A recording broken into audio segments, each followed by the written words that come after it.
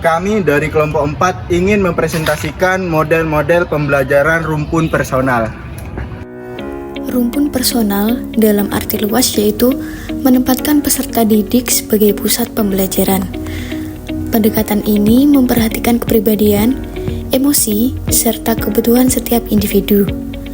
Tujuannya, membantu siswa mengenali diri, membangun percaya diri, dan mengembangkan potensi unik mereka.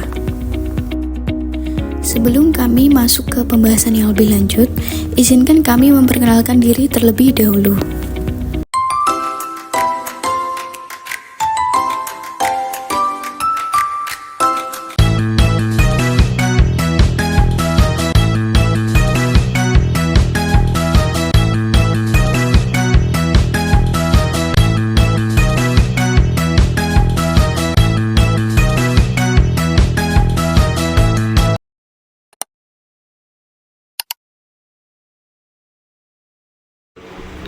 Fokus rumpun personal. Di dalam fokus rumpun personal ini terdapat tujuan utama dan karakteristik. Di tujuan utama itu yaitu membantu peserta didik membangun diri yang terintegrasi, sehat, dan berkembang secara emosional. Model rumpun ini berfokus agar siswa tidak hanya pintar secara akademik, tapi juga seimbang antara pikiran, emosi, dan kepribadian. Selanjutnya terdapat karakteristik. Di dalam karakteristik ini terdapat beberapa poin. Yang pertama itu memprioritaskan identitas diri, kesadaran emosional, dan konsep diri.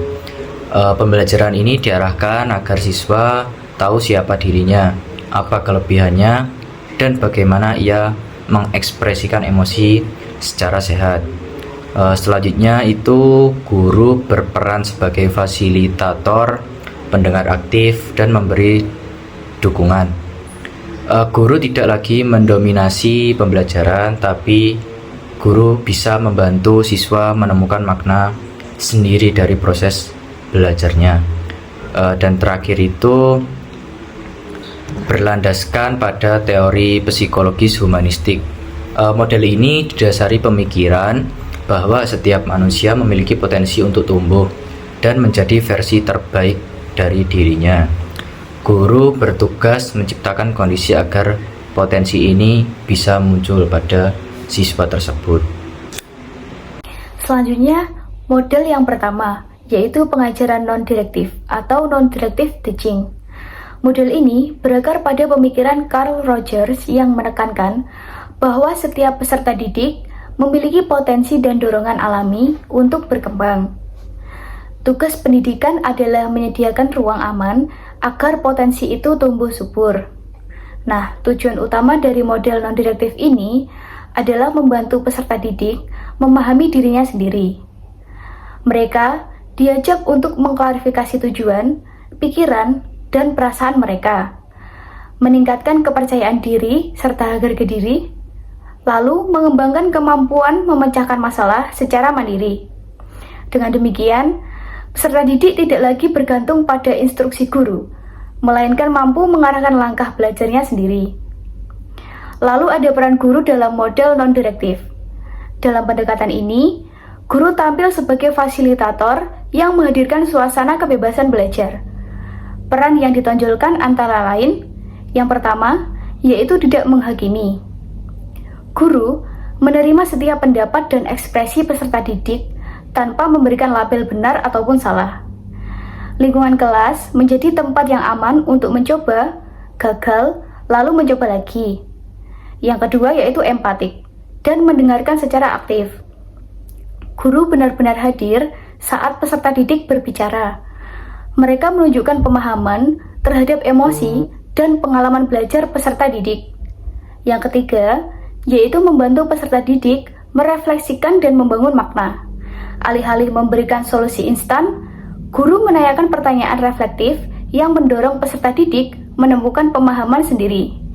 Seperti cermin yang jujur, guru membantu mereka melihat potensi, tantangan, dan makna dari proses belajar yang sedang dijalani.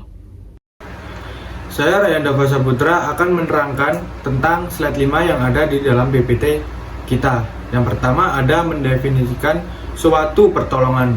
Siswa mengungkapkan perasaan, guru menunjukkan penerimaan, yang dimana terjadi komunikasi antara siswa menyatakan emosinya yang kemudian direspon oleh guru dengan sikap menerima dan menghargai pernyataan tersebut. Selanjutnya ada menjelajahi masalah. Siswa mendefinisikan masalah, guru mengklarifikasi dan menerima.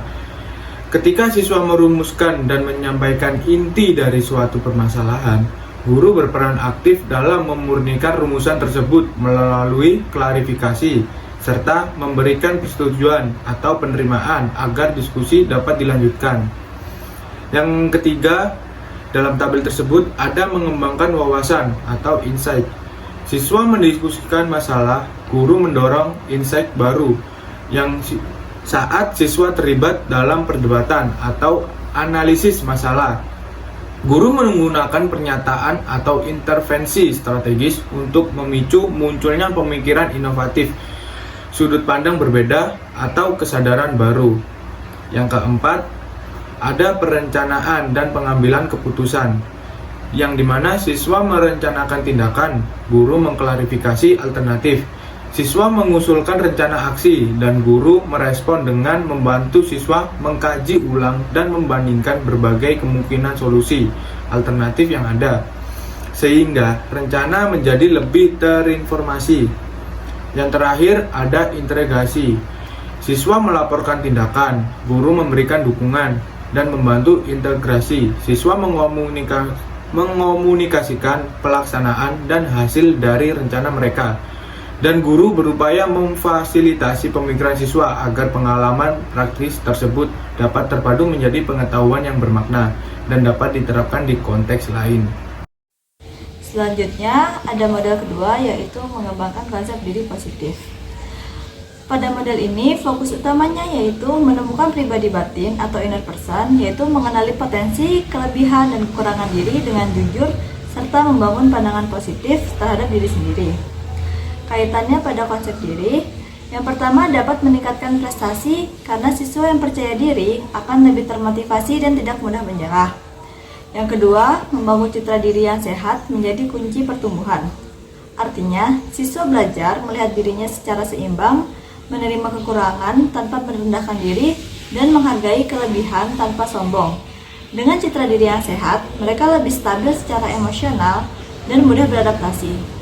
Guru pun mempunyai peran dalam menciptakan lingkungan yang aman, memberikan dukungan, dan membantu siswa menumbuhkan pandangan positif tentang dirinya. Contohnya bisa melalui kegiatan refleksi diri, menulis hal-hal yang disyukuri, atau kegiatan cermin diri untuk mengenali nilai dan potensi pribadi. Aplikasi konsep diri positif di kelas sangat penting karena membantu siswa merasa percaya diri, termotivasi, dan mampu berinteraksi secara sehat dengan teman maupun guru. Konsep diri positif berarti seseorang memiliki pandangan yang baik terhadap dirinya sendiri. Ia mengenal kelebihan dan kekurangannya, serta berusaha untuk terus berkembang. Cara penerapan konsep diri positif di kelas. Yang pertama, menumbuhkan rasa percaya diri siswa. Guru memberikan kesempatan kepada semua siswa untuk berpendapat atau bertanya tanpa takut salah. Memberi pujian atau apresiasi atas usaha siswa bukan hanya hasilnya. Yang kedua, mendorong penerimaan diri. Membantu siswa memahami bahwa setiap orang memiliki kelebihan dan kekurangan. Mengajarkan siswa agar tidak mudah membandingkan diri dengan teman lain, tetapi fokus pada perkembangan diri sendiri. Yang ketiga, membangun suasana kelas yang positif dan sportif. Guru dan siswa saling menghargai, tidak saling mengejek atau merendahkan. Tercipta suasana saling membantu dalam belajar, sehingga siswa merasa aman dan diterima. Yang keempat, memberikan motivasi dan bimbingan pribadi. Guru membimbing siswa yang kurang percaya diri dengan memberikan perhatian khusus dan dorongan moral. Siswa diajak menerapkan tujuan belajar realistis dan menilai kemajuan dirinya secara positif. Yang kelima, melatih tanggung jawab, dan kemandirian. Guru memberikan tugas yang menantang namun sesuai kemampuan siswa agar mereka merasa mampu dan bertanggung jawab terhadap hasilnya. Siswa belajar mengatur waktu dan menyelesaikan tugas tanpa tergantung pada orang lain. Yang keenam, menanamkan sikap positif terhadap keberhasilan dan kegagalan. Siswa diajarkan bahwa kegagalan bukan akhir, tetapi kesempatan untuk belajar. Guru membantu siswa melihat kesalahan sebagai proses menuju keberhasilan. Kesimpulan, aplikasi konsep diri positif di kelas membantu menciptakan lingkungan belajar yang nyaman, penuh semangat, dan saling menghargai. Dengan konsep diri positif, siswa lebih berani mandiri dan mampu mengembangkan potensi terbaiknya di dalam bidang akademik maupun sosial. Di kesimpulan ini, mengapa sih rumpun personal itu penting? Rumpun personal itu penting karena pendidikan tidak hanya berfokus pada penguasaan pengetahuan dan keterampilan akademik saja, tetapi juga pada pembentukan kepribadian dan keseimbangan emosional peserta didik. Pendekatan ini memandang manusia sebagai individu yang utuh, memiliki pikiran, perasaan, nilai, dan potensi yang perlu dikembangkan secara harmonis. Melalui model pembelajaran ini, peserta didik dibantu untuk mengenali dirinya sendiri, memahami kekuatan dan kelemahannya, serta mengembangkan konsep diri yang positif. Hubungan antara guru dan siswa juga menjadi lebih hangat, empatik, manusiawi karena guru berperan sebagai fasilitator pertumbuhan, bukan sekedar hanya pengajar yang berorientasi pada hasil akademik saja. Dengan demikian, rumpun personal menjadikan proses belajar sebagai sarana pembentukan karakter dan penguatan kesehatan mental, sejalan dengan tujuan pendidikan nasional untuk membentuk manusia yang beriman, berakhlak mulia, dan berkepribadian kuat. Di sini ada dampak dalam penerapan rumpun personal ini. Beberapa dampak. Pertama itu meningkatkan kesehatan mental dan emosional peserta didik.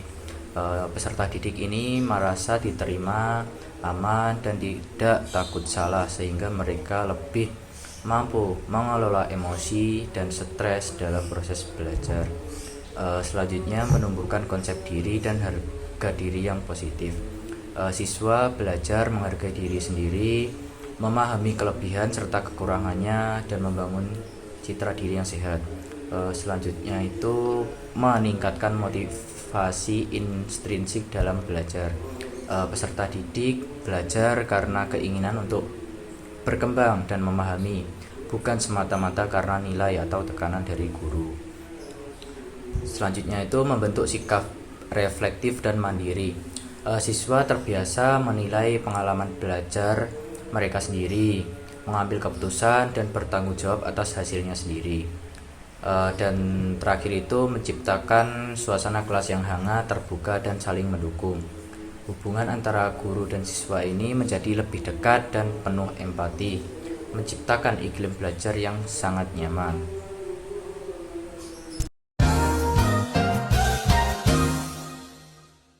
Terima kasih telah menonton video dari kelompok 4. Semoga bermanfaat. Bila ada salah kata mohon dimaafkan. Assalamualaikum warahmatullahi wabarakatuh. Dadah. Saatnya sudah acuh tadi.